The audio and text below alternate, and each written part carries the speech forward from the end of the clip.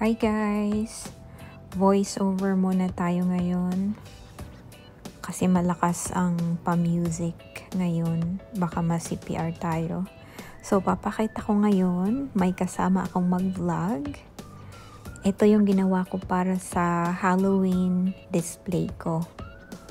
Kasi, napagod na akong mag-carve ng pumpkins. At ito ngayon yung gagawin kong display. Meron kasi akong mannequin head. Yan, shiny masyado yung buhok. So naisipan kong lagyan siya ng katawan na nasa garbage bag pero nakarap siya ng duct tape para medyo nakakatakot siyang tingnan. Ayan. So ang gagawin natin ngayon is kasi yung mukha ng mannequin is hindi siya nakakatakot. So, iba-blacken lang natin yung lips niya. Gagamit lang ako nung eyeliner ko, liquid eyeliner na madaling mabura.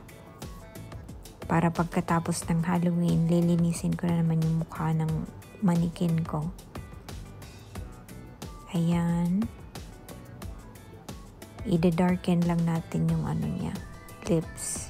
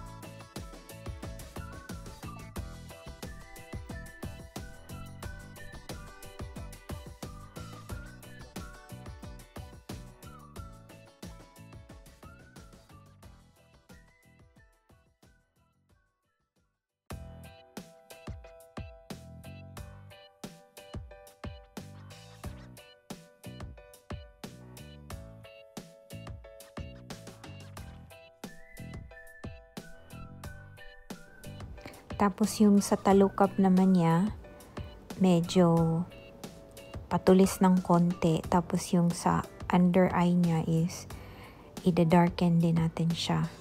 Para medyo parang dark yung aura niya. Tapos yung mata niya, yung kulay ng mata niya is babaguhin ko pa siya. Siguro gagawin kong dark lahat yung niya mata. Tapos lalagyan ko ng white na parang yun yung pupil niya or iris. Or perhaps dark lang talaga siya para parang close lang kumbaga yung mata niya. Ayan, shiny masyado yung hair ng mannequin ko.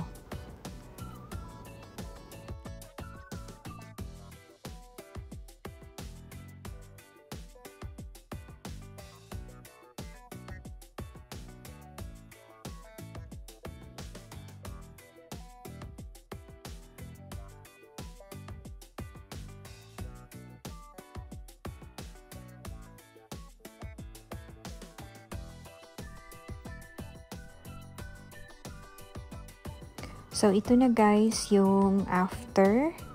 Ganyan siya, kasi isang garbage bag lang yung nakita ko. So, bukas, hahanap pa ako ng isang garbage bag para madugtungan ko yung katawan niya. Kasi ito, nagmukha siyang bata kasi maikli lang yung katawan niya. So, bukas, lalagyan ko siya ng another garbage bag. Tapos, lalagyan ko siya ng sapatos dun sa pinakadulo. Para talagang pang-adult yung katawan niya. Tapos, mag-shape na parang may mga paa sa loob. Babalutin ko din yung yung kalahati na ilalagay ko. Idudugtong, babalutin ko din ng duct tape. So, yung nilagay ko dyan guys is bed sheets. Para, siya malambot, madali mo siyang ma-shape. na para meron siyang shoulder or kamay. Tapos, ayan, tapos, ano siya, para hindi siya mabigat kasi bed sheets yung nilagay ko dyan. So, yan na guys, yan na ang display ko for Halloween.